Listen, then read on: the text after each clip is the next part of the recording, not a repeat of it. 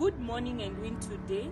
This is Open Heavens Youth Ministry, and we are here to talk about the topic of destiny.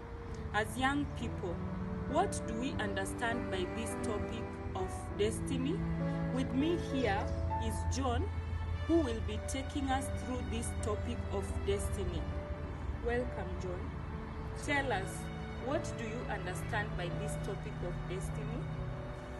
Thank you very much. So I believe destiny is a very important topic for us as young people.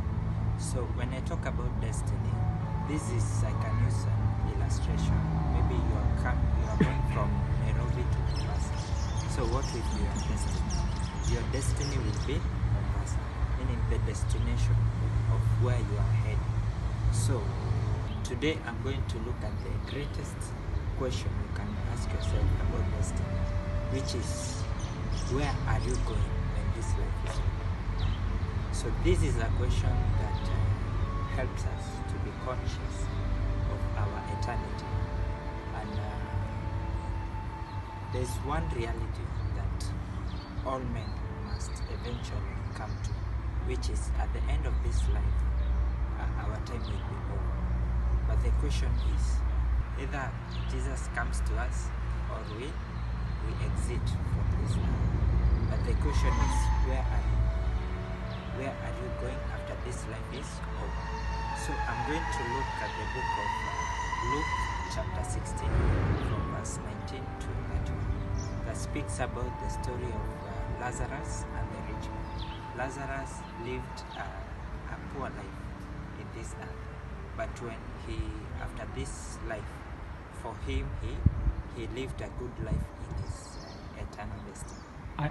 Also, it is unnecessary to fear death when you have Jesus in your heart.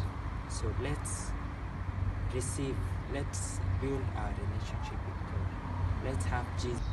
Okay, John, you've talked about the rich man and Lazarus. How can we relate this to our lives today? Okay, good. So as we look at the rich man, that he enjoyed his life, but forgot about his relationship with God. But for Lazarus, he had a poor life, but he maintained his relationship with God. So it relates to our life in that we need to take care of our relationship with God. We need to focus on the things of God from our relationship. We need to serve God and love God from our relationship with God. And this is what will help us secure a good eternal destiny. But many a times people tend to focus on worldly things, like the rich man. Yeah.